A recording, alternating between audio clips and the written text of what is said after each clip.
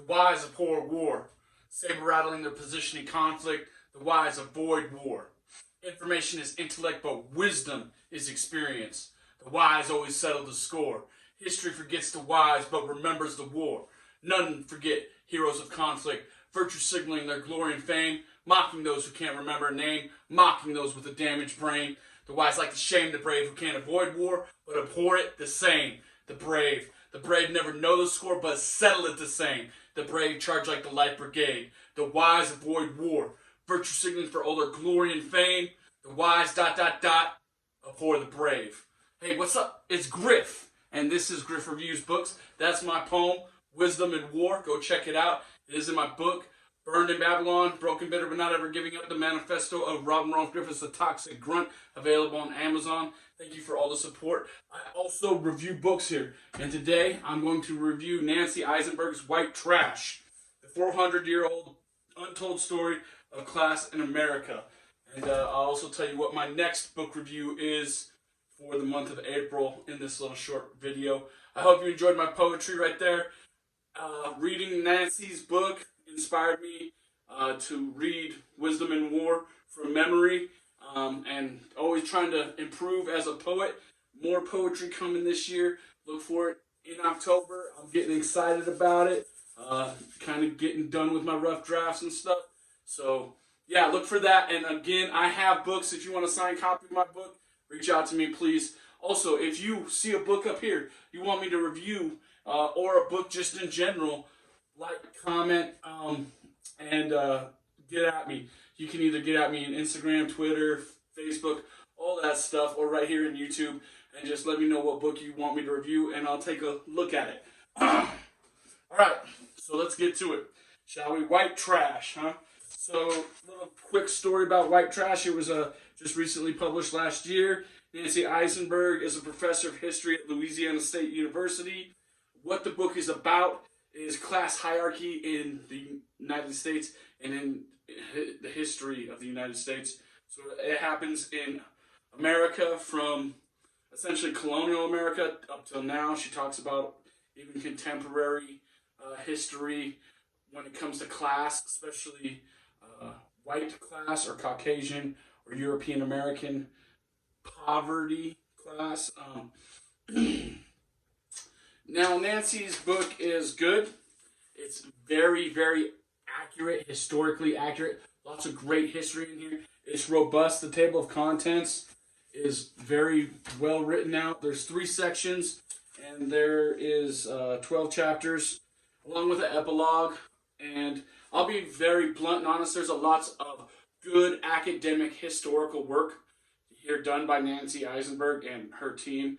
The index is huge. There's a list of illustrations. There's a lot of cool illustrations in here. The first section had me like, oh, this is going to be a great book. And then the second section kind of lost me.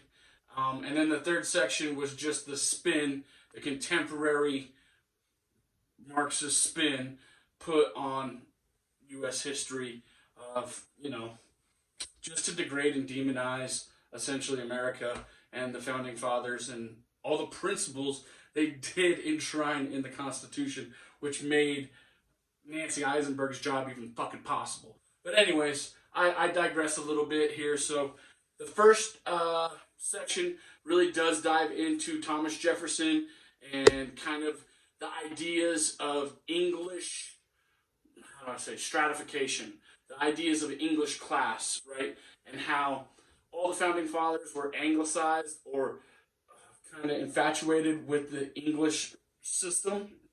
George Washington himself was a soldier in His Majesty's Army, very British in nature, if you will. And that's what Nancy Isenberg hinges her whole kind of thesis on, is that the American Founding Fathers elitist class that wrote the Declaration of Independence, wrote the Constitution, and really made it possible to secede from colonial Europe at large. If you look at the whole picture of the Western Hemisphere, by the way, America was the first to fight for independence from colonial powers in Europe.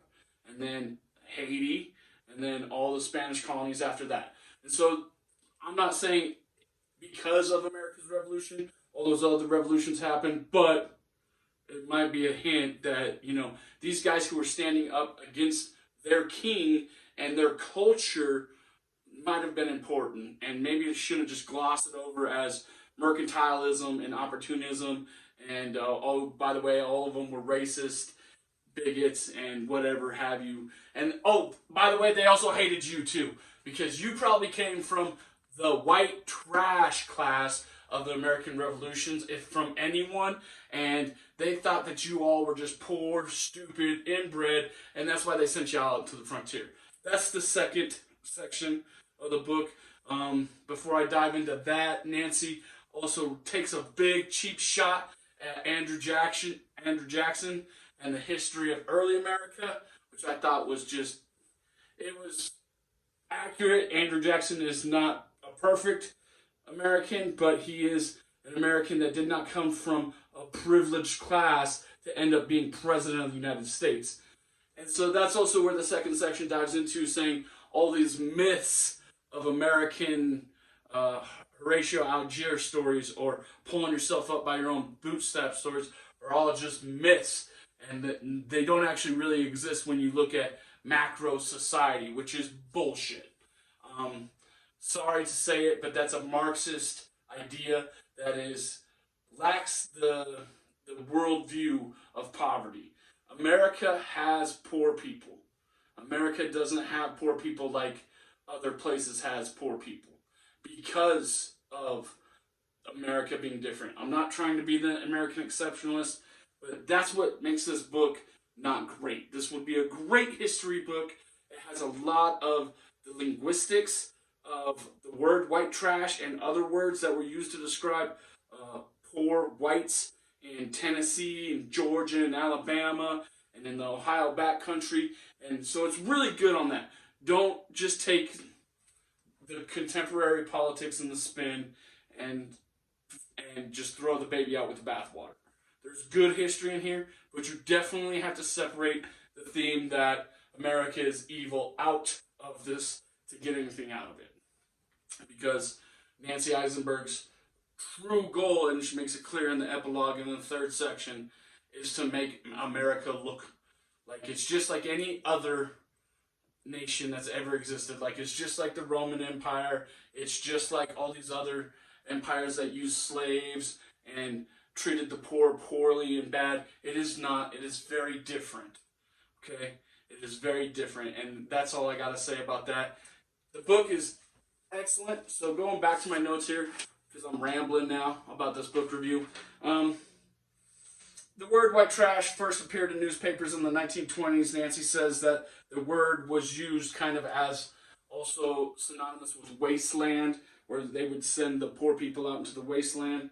And then exaggerated ideas of upward mobility, and that the founding fathers had more of a British sense of sending the poor into the wasteland, and that we have a national myth of a merit-based system.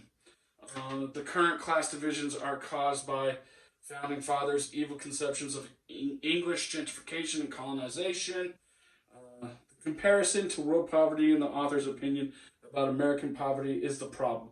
The author claims American ideals are exactly the same as English ideals about the poor or the trash. This is only a half-truth. While yes, many founding fathers were what called Anglophiles or anglicized, and their culture was a derivative of English culture.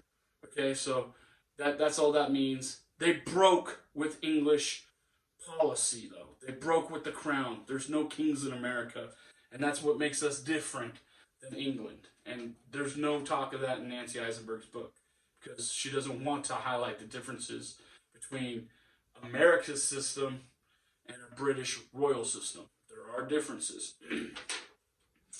And so very well written, lots of very intriguing history. I liked the history part a whole lot. I did not like the fucking Marxist spin. Okay? Stop trying to make America look like the worst nation on earth, or the worst nation that's ever existed on earth, when there's still slavery in China. Okay, there's still bigger problems. Russia's invading the Ukraine. There's all kinds of fucking shit going on. Now's not the time to make America look evil, Nancy. And that's all I gotta say about that little spin. And I'll jump to a quote in the book that I think kind of sums it all up pretty well. And this is on page 321. White trash is a central, if disturbing, thread in our national narrative. The very existence of such people, both in their visibility and invisibility, is proof that American society obsesses over the mutable labels that we give to the neighbors we wish not to notice. And that is kind of hogwash. That's Marxist narrative. The book in style is great. The book is perfect academically. But it reminds me a lot of Tara Westover's book, Educated, which I did do a review of that, where you have this kind of like privileged white woman lecturing the system that her own very existence hinges on. You know what I'm saying? If it's so bad, you know what to do, leftists. Like, take yourselves out. That's all I gotta say about that. If you're so bad, give up your job, your fancy university teaching job, give up all your fancy credentials and all that crap, give somebody else the scholarship, Miss Tara Westover, and stop condemning your dad who worked very hard for your very privileged existence. That's all I gotta say about the white trash book.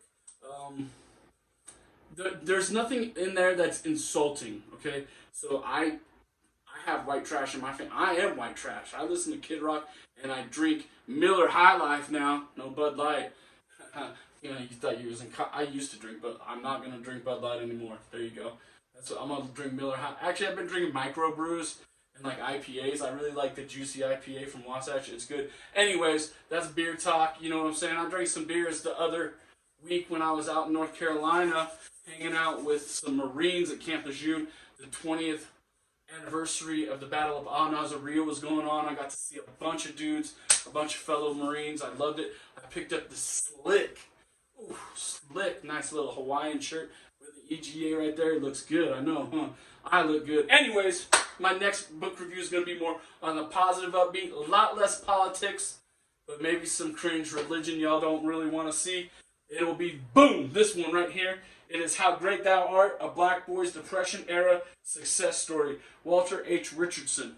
And so Walter H. Richardson, or Master Airman Chief Super Dude, Walter H. Richardson, was an airman for many years. He also born and raised in Pensacola during the Depression, Pensacola, Florida. And I had the honor and privilege of meeting Mr. Richardson back in 2011 when he spoke at my University of West Florida there in Pensacola. And I got to shake his hand and meet him. And he's a great, kind man. And I'm going to review his book. I've already kind of started diving into it. How Great Thou Art, a Black Boy's Depression-Era Success Story. So to kind of counter somebody's narrative that I just got telling you about, I'm going to bring you something where a man who is extremely grateful to be an American and sacrificed more than I have, more than anyone in my family probably, well, not anyone in my family, we'll get to that later, but more than most Americans ever have, and has overcome it and has a positive outlook. Of course, rest in peace, Mr. Richardson. He did pass away a few years ago. Compare that to Nancy Isenberg's academic, hyper-leftist, Marxist garbage. So this will be the next book review coming at you in the month of April. I know it's a little past April 1st, right? April Fool's, haha. I didn't drop my video. Had some travel issues coming back from North Carolina. Delta wanted to make me a Seattle resident. Stuff happens, y'all. Enterprise Rent-A-Car, big thumbs down. So if you work at Enterprise, shut this video off. Don't watch it. And if you liked my poem, Wisdom and War, please go support me. Buy my book on Amazon. And if you want me to sign it, let me know. And we'll get that done. Besides that, read more, troll less. You know the rest. And everybody love everybody. Griff out!